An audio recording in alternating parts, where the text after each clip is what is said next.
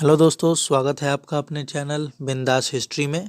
और आज हम लोग करने वाले हैं लास्ट सेशन। ये लास्ट सेशन है स्टोन एज का, यानी पाषाण काल का। इसमें अब तक जितने भी प्लेलिस्ट मैं बना चुका हूँ, ये बहुत ही मोस्ट इम्पॉर्टेंट क्वेश्चंस के सीरीज़ थे। अगर आपने ये पूरा प्लेलिस्ट स्टोन एज का देख लिया तो मुझे नहीं लगता है कि आपका कोई भी प्रश्न कहीं से भी छूटेगा, क्योंकि मैंने ना सिर्फ क्वेश्चंस को कराया है, साथ ही साथ मैंने आपके स्टोन एज और उसके प्रति कॉन्सेप्ट को मैंने बढ़ाया है, उसकी समझ को विकसित किया है, आपका कॉन्सेप्ट क्लियर किया है। और साथ ही साथ मैंने लगभग चैप्टर्स भी पढ़ा डाले हैं। तो आप वो वीडियो ज़रूर देखें, पूरा प्लेलिस्ट देखें, आपका कॉन्सेप्ट क्लियर होगा। और आपने केवल प्लेलिस्ट ही देख डाली सबकी, तो लगभग मैं समझता हूँ कि आप काफ़ी सारे क्वेश्चंस को टैकल कर पाएंगे। उसके बाद अगर आप किताब पढ़ते हैं, कोई भी टेक्स्ट बुक्स पढ़ते हैं, तो आपका कॉन्सेप्ट और शीशे की तरह साफ हुआ रहेगा। तो आइए शुरू करते हैं आज का पहला सवाल।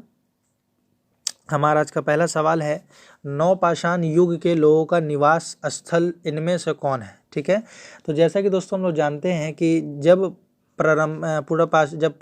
पाषाण काल का जब सबसे स्टार्टिंग एज था, जिसे हम लोग पाषाण काल में बांटते हैं, जिसे हम लोग पूरा पाषाण काल कहते हैं, मध्य पाषाण काल कहते हैं और नव पाषाण काल कहते हैं। तो हम जानते हैं कि प्रारंभिक अवस्था यानी पूरा पाषाण काल में जो मानव होते थे, ये लोग कहाँ रहते थे? जंगलों में रहते थे। ठीक है, फिर इसी तरह इनका विकास होता चला गया। ये खाद्य संग्राहक थे, है ना, जो भी जंगलों से प्राप्त होता था उसे खाते थे, शिकार करके जीते थे। लेकिन जब मध्य पाषाण काल में आए तो इन्होंने खाद्य संग्रह ही तो रह गए, ये लोग तो खाद्य संग्रह ही रह गए, मतलब जो भी जंगल से मिलता था वही खाते थे, वही करते थे। लेकिन इन्होंने शिकार करना छोड़ दिया। शिकार करते थे, लेकिन अब कुछ जानवरों को ये लोग पशु भी पालने लग गए। तो अब पशुपालन इनके जीवन में चेंजेस आया। और नव पाषाण काल में जब आते हैं तो ये क्या, कृषक हो गए, और साथ ही साथ और क्या हो गए, कृषक के साथ साथ ये पशुपालक भी हो गए। तो ये तो दोनों हो गए। तो ये कॉन्सेप्ट मैं आपको कई बार क्लियर कर चुका हूँ। तो अब यहाँ क्या है, प्रारंभिक अवस्था में मानव जो है वह कहाँ रहता था? जंगलों में रहता था। ठीक है, धीरे धीरे वह क्या किया कि वह मैदानी क्षेत्र में आकर रहने लगा, यानी जंगल से वो निकल कर किधर की ओर आकर रहने लगा? मैदान के क्षेत्र आकर रहने लगा। उसके बाद मैदान चूँकि खुला होता था, तो नित्य प्रतिदिन घटने वाली घटनाओं जैसे बारिश, ठंड, धूप, छाँव, रात, इनसे डर भी होता था, इनसे ये भय भी खाते थे। फिर जब और चेंजेस आया तो फिर नवपाषाण काल आते आते ये लोग किस में रहने लगे? पत्थर से बने, है ना, पत्थर से बने गुफा में रहते थे। ठीक है, तो इसी पत्थर से बने गुफा को इसने क्या कहा? जो प्राकृतिक रूप से बने हो, ये खुद से नहीं बनाते थे। यानी इसका सही उत्तर हो जाएगा प्राकृतिक शैल।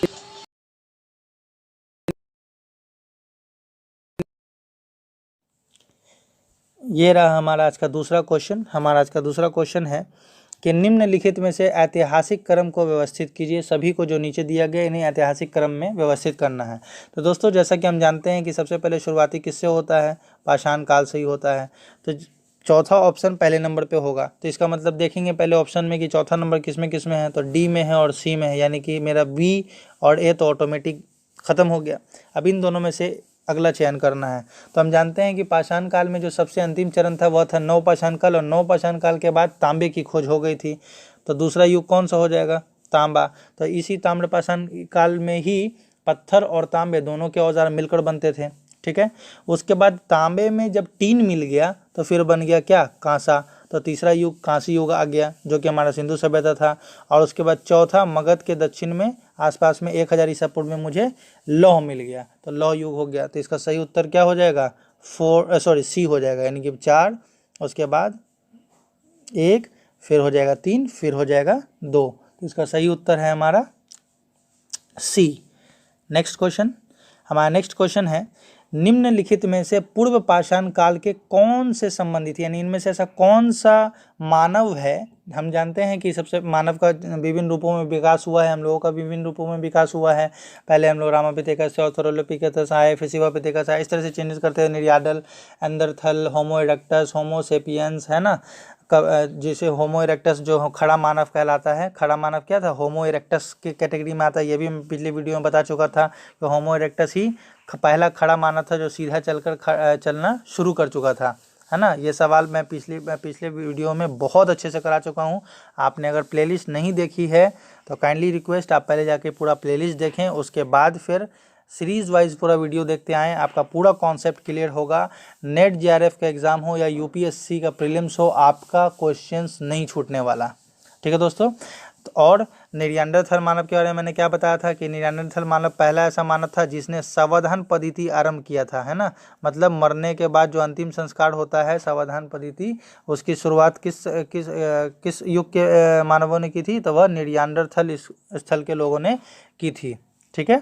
तो अब यहाँ सवाल पे आते हैं। सवाल क्या है, पूर्व पाषाण काल से कौन संबंधित है, यानी पूर्व पाषाण काल के बारे में बात हो रही है ना, यानी पूरा पाषाण काल के बारे में बात हो रही है। तो इसका जो सही उत्तर होगा वो होगा ए। क्या होगा, ए इसका सही उत्तर होगा, यानी खड़ा मानव।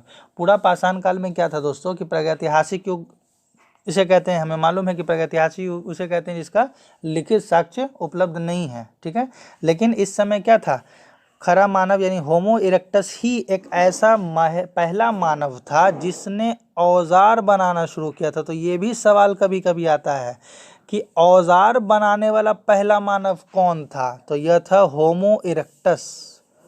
होमो इरेक्टस, इसी होमो इरेक्टस को हम लोग सीधा कपी मानव भी कहते हैं। सीधा कपी मानव, है ना, या इसी को खड़ा मानव लिखा जाता है, खड़ा मानव। तो ये नेट जेआरएफ हो चाहे assistant professor GIC TET PET हो, क्वेश्चंस को इसी तरह घुमा के पूछा जाता है दोस्तों। आपको बस क्या करना है, अपने क्वेश्चंस को ध्यानपूर्वक 2-3 बार पढ़ना है, उत्तर आपके सामने नज़र आ जाएगा दोस्तों। ठीक है। और एक बार बता देता हूँ दोस्तों कि इसी प्रागैतिहासिक काल के समय में ही मानव ने 99% विकास कर लिया था दोस्तों। ठीक है। और इसे खरा मानव कहा जाता है। तो इसी होमो इरेक्टस के समय से ही समझ लीजिए कि 99% विकास मानवों का हो गया था। ठीक है। तो इसका सही उत्तर क्या हो जाएगा, इसका सही उत्तर हो जाएगा खड़ा मानव। ठीक है। या इसी को सीधा कपी मानव या होमो इरेक्टस भी कहीं कहीं लिख देता है। तो आपको ये याद रखना होगा क्योंकि होमो इरेक्टस का मतलब क्या होता है। ठीक है। होमो इरेक्टस ही पहला ऐसा मानव था जो औजार बनाने वाला था, सीधा चलने वाला था, खड़ा था, है ना। नेक्स्ट क्वेश्चन, हमारा नेक्स्ट क्वेश्चन है, निम्नलिखित में से कौन मध्य पाषाण काल का प्रतिनिधित्व करता है, यानी मध्य पाषाण काल का, इनमें से किसका संबंध मध्य पाषाण काल से है ना। तो मध्य पाषाण काल से संबंधित किसका है, तो इसका उत्तर हो जाएगा ओल्डरवान औजार। ठीक है ना, ओल्डरवान औजार इसका सही उत्तर हो जाएगा। क्यों, क्योंकि मध्य पाषाण काल की विशेषता मैंने आपको क्या बताई थी कि भैया इस समय जो है लघु पाषाण उपकरण, इस समय मध्य पाषाण काल में क्या मैंने आपको बताया था कि इस समय लघु, जो भी पाषाण काल, पूरा पाषाण काल में जो भी औजार मिले थे बड़े थे, भौंडे किस्म थे, हाथ में आसानी से नहीं आते थे। लेकिन मध्य पाषाण काल की सबसे बड़ी विशेषता यही थी कि इस समय के जो औजार थे उनका आकार क्या था, लघु था। ठीक है। लघु आकार यानी छोटे आकार के औजार इनके होते थे। तो ये तो इनकी पहली विशेषता ही हो गई। ठीक है। तो इसमें जो भी उपकरण मिले हैं, जो भी औजार या उपकरण मिले हैं, वे सारे के सारे क्या हैं, वे सारे के सारे ज्यामितीय आकार में मिले हैं। कैसे आकार में मिले हैं, ज्यामितीय आकार में। तो ज्यामितीय आकार में जैसे मिले हैं पूरा चंद्रकार, इस तरह का चंद्रकार मिले हैं, है ना, अर्धचंद्रकार मिला है पूरा, फिर ऐसे गोल तो नहीं बोल सकते हैं लेकिन लगभग पूरा इस टाइप का मिला है। ठीक है। त्रिभुजाकार भी मिले हैं जो निशाना करते हैं कि ये या तो तीर होंगे या भाले के रूप में होंगे। तो इस तरह के औजार मिले हैं। और इस समय मध्य पाषाण काल के जो भी औजार बनते थे वो किसके बनते थे, तब वह बनते थे क्वार्टराज के। किसके बनते थे, क्वार्टराज पत्थर के बनते थे। ये भी सवाल कई बार आता है। तो देखिए एक सवाल से बहुत सारे सवाल आ जाते हैं घूम फिर के। तो क्वार्टराज पत्थर के बनते थे, है ना। और मध्य पाषाण युग में जो सबसे ज़्यादा महत्वपूर्ण है, जो कि किस प्रकार के मतलब पत्थरों का ज़्यादा इस्तेमाल होता था, मतलब प्रधानता ज़्यादा किसकी थी, तब वह थी चैल्सोडोनी चट पत्थर की। किसकी, चैल्सोडोनी चट पत्थर की, है ना। तो जब प्रधानता पूछे कि मध्य पाषाण काल में सबसे ज़्यादा प्रधानता किसकी थी, किस पत्थर की थी, तब वह चैल्सोडोनी पत्थर की थी। ठीक है। और वे सारे के सारे जो औजार मिले हैं जो ज्यामितीय आकार के हैं, है ना, तब वह जो भी औजार है वह पूरा पाषाण काल के ही है, ठीक है ना। नेक्स्ट 90 नंबर, इसमें कहता है निम्नलिखित में से कौन नवपाषाण काल को दर्शाता है। तो नवपाषाण काल को दर्शाने का मतलब यहाँ ये है कि इनमें से कौन है जो नवपाषाण काल को दर्शा रहा है, इनमें से कौन सा ऐसा स्थल है जो नवपाषाण काल के स्थल को दर्शाता है। तो यहाँ दोस्तों हम लोग समझेंगे कि इसका सही उत्तर तो हो जाएगा पहले डी, क्योंकि डी में चिरांद, और चिरांद एकमात्र मतलब और भी नवपाषाण स्थल है, लेकिन यह चिरांद जो है कहाँ पड़ता है, बिहार में पड़ता है ना, बिहार में पड़ता है। और मैंने बिहार के किस ज़िले में पड़ता है, तो बिहार के सारण ज़िले में पड़ता है, बिहार के सारण ज़िला में पड़ता है, ठीक है। यहाँ से हमें क्या प्राप्त हुए हैं, यहाँ से हमें प्राप्त हुए हैं हड्डी के उपकरण, हड्डी के उपकरण। और अधिकतर हड्डी के जो भी औजार मिले वो किसके मिले हैं, हिरन के सींग के। तो ये भी सवाल आता है किसके मिले हैं, तो हिरन के सींग के उपकरण कहाँ से मिले हैं, तो बिहार के चिरांद से मिले हैं, ठीक है, जो कि सारण ज़िले में पड़ता है दोस्तों, ठीक है। नेक्स्ट अगला सवाल, हमारा अगला सवाल है निम्नलिखित में से कौन सा पूर्व पाषाण युग से संबंधित है। पूर्व पाषाण युग से संबंधित का मतलब पूरा पाषाण काल युग से संबंधित पूछा जा रहा है दोस्तों। तो इसमें होमो हैबिलिस जो है, होमो हैबिलिस यानी कि ये जो है पूरा पाषाण काल से संबंधित है ना। पाषाण काल को जैसे हम लोग 3 भाग में जो बांटते हैं, ये है पूरा पाषाण पहला चरण, दूसरा मध्य, और तीसरा कौन सा काल होता है, नवपाषाण काल। तो नवपाषाण काल, तो इसी में पूरा पाषाण काल में जो लोग थे, जो उस समय की जनजातियाँ थी, तो वो होमो हैबिलिस थे, ठीक है ना। वो क्या थे, होमो हैबिलिस थे। कोई दिक्कत नहीं दोस्तों, यहाँ तक समझता हूँ कि आपको क्लियर हो गया होगा। और होमो हैबिलिस को यहीं पर आपको जो है कि पूरा पाषाण काल में ही सबसे पहला कारीगर मानव भी मिला था, है ना। सबसे पहला कारीगर मानव, कारीगर मानव। क्यों कारीगर मानव, क्योंकि पूरा पाषाण काल में ही मैंने आपको बताया था अभी कि होमो इरेक्टस जिसकी खोज हुई थी, है ना। होमो इरेक्टस के बारे में भी हम लोगों ने चर्चा किया था ना कि होमो इरेक्टस जिसकी खोज हुई थी, जो खड़ा मानव था। तो होमो इरेक्टस जो कि खड़ा मानव था, इसने औजार बनाना शुरू किया था। तो पहला मानव कौन था जो औजार बनाता था। तो औजार कौन बनाएगा, कारीगर बनाएगा। तो इसको अब औजार ना लिख करके कारीगर लिखने लगा दोस्तों, औजार ना लिख के कारीगर लिखने लगा कि कारीगर बनाने ऐसा कौन सा कारीगर मानव कहा जाने लगा। तो कारीगर मानव भी कहाँ का कहा जाने लगेगा, पूर्व पाषाण काल का, क्योंकि पूर्व पाषाण काल में ही होमो इरेक्टस या खड़ा मानव या सीधा चलने वाला कपी मानव ही एक ऐसा मानव था जो अपने आप औजार बनाता था, खुद से औजार बनाता था, बेहतर औजार बनाता था। तो जो औजार बनाने के कारण इन्हें कारीगर कहा जाने लगा। इसीलिए अब इसे घुमा करके भी पूछा जाता है कारीगर मानव किस युग के हैं, तो पूर्व पाषाण काल के हैं। और ये सवाल क्या था कि निम्नलिखित में से कौन सा पूर्व पाषाण युग से संबंधित है। तो होमो हैबिलिस एक ऐसा युग है, ऐसा मानव है जो पूरा पाषाण काल के युग से संबंधित है ना। और इसे कारीगर मानव क्यों कहा जाता है, क्योंकि इसी ने सबसे पहले पत्थर के औजार बनाए थे, ठीक है। क्या क्या था, सबसे पहले पत्थर के औजार बनाए थे, पत्थर के औजार, ठीक है। आई होप आपको पाषाण काल लगभग क्लियर हो रहा होगा। अगला सवाल है निम्नलिखित में से कौन सा पूरा पाषाण से संबंधित है ना। कौन सा पूरा पाषाण से संबंधित है। तो अब आता है बात यहाँ पूरा पाषाण, तो मैंने बताया था ना पाषाण काल को 3 भागों में बांटा गया है, ठीक। तो पाषाण काल को जब 3 भाग में बांटेंगे तो पहला हो जाता है पूरा पाषाण, दूसरा हो जाता है मध्य पाषाण, और तीसरा हो जाता है नव पाषाण, है ना।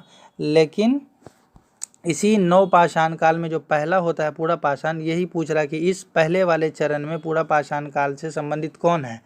तो पूरा पाषाण काल से संबंधित कौन है, ऐश्वर्य हस्त कुठार। मैंने आपको पहले वीडियो में बहुत बार बता चुका हूँ कि हैंड एक्स जो हमें मिला है, जिसकी खोज किसने की थी, हैंड एक्स एंड क्लीवर, है ना। क्लीवर मिला है जिसे हस्त कुठार एवं वेदारनी कहते हैं। इसकी खोज किसने की थी, मैंने आपको पढ़ाया है पिछली वीडियो में, कई बार ये नाम आ चुका है, रॉबर्ट ब्रूसफुट ने की थी, है ना। रॉबर्ट ब्रूसफुट ने की थी। कब की थी? 1863 में की थी। कहाँ खोजा था?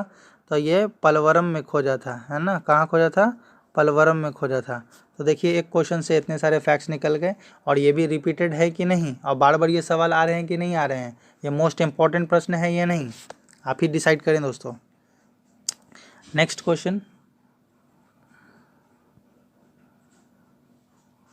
हमारा जो नेक्स्ट क्वेश्चन है वह नेक्स्ट क्वेश्चन है कि निम्नलिखित में से कौन सा मध्य पाषाण युग का प्रतिनिधित्व करता है।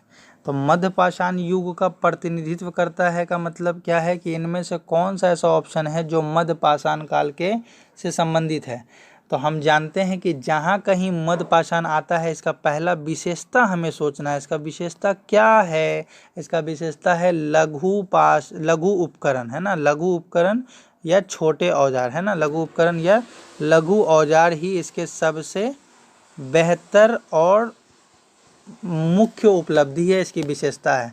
तो यहाँ देखिए, अब घुमा के अब लघु या छोटे औजार ना दे के क्या दे दिया? सूक्ष्म पाषाण। तो सूक्ष्म मतलब क्या होता है? छोटा। पाषाण मतलब क्या होता है? पत्थर। यानी जो भी पत्थर के औजार बनते थे, छोटे पत्थर के औजार बनते थे। तो इसका सही उत्तर क्या हो जाएगा? डी। कितने आसानी से हम लोगों ने बना दिया। नेक्स्ट क्वेश्चन है, निम्नलिखित में से कौन सा नवपाषाण कालीन युग से संबंधित है? नवपाषाण काल युग से संबंधित, ठीक है। तो नवपाषाण काल युग से संबंधित नवपाषाण काल की क्या विशेषता है? विशेषता पे गौर करेंगे, है ना। तो मध्यपाषाण काल की तो विशेषता हम जानते हैं कि भैया लघु उपकरण, लघु उत्पाद और लघु उपकरण और लघु औजार होते थे, छोटे आकार के औजार होते हैं। नवपाषाण काल की सबसे बड़ी विशेषता क्या थी कि अब ये संग्रहक, खाद्य संग्रहक यानी जमा करके इधर उधर से इकट्ठा करके नहीं खाते थे, बल्कि अब ये कृषि करना जान गए थे। ये सबसे बड़ी क्रांति मानव युग में मानी जाती है। इतनी बड़ी क्रांति आज तक नहीं मानी गई है जितनी बड़ी क्रांति नवपाषाण काल के युग के कृषि की मानी गई है। तो ये कृषक हो गए थे और साथ ही साथ क्या हो गए थे?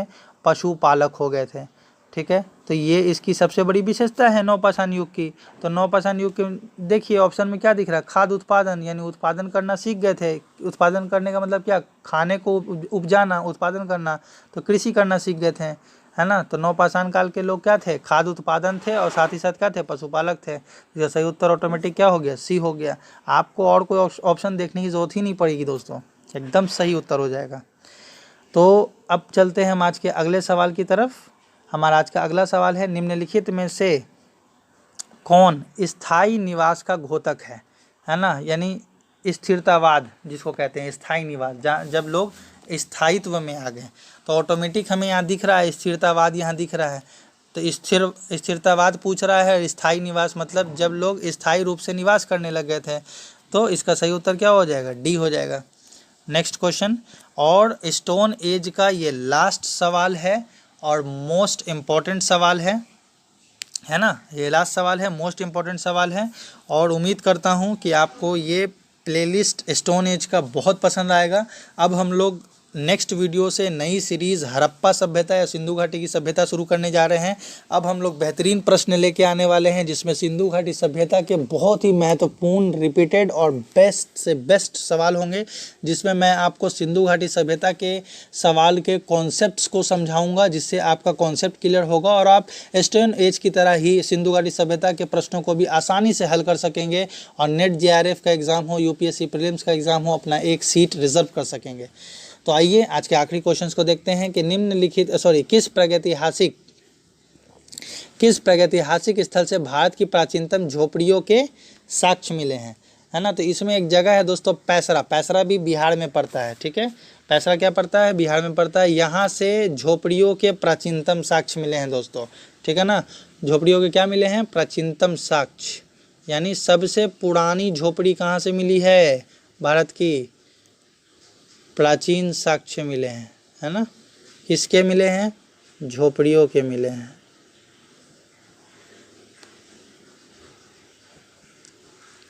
ठीक है। और एक बात मैं बोलना चाहता हूँ, मेरे पास ज़्यादा व्यवस्था नहीं दोस्तों, मैं जो भी वीडियोस बनाता हूँ मोबाइल से ही बनाता हूँ। तो इसमें आपको अगर मेरी राइटिंग इसमें समझ नहीं आ रही हो, क्योंकि मेरे पास वैसी व्यवस्था नहीं है, तो मैं जो भी मुंह से बोलता हूँ आप उसे नोट करें। और इस तरह के बेहतरीन क्वेश्चंस के लिए लाइक करें, सब्सक्राइब करें, कमेंट करें। ताकि मुझे मोटिवेशन हो और मैं आप लोगों के लिए और बेहतरीन क्वेश्चन, बेहतरीन सीरीज़ लेके आ सकूं। तो मिलते हैं अगले वीडियो में, तब तक के लिए टेक केयर, धन्यवाद, थैंक यू, जय हिंद, जय भारत।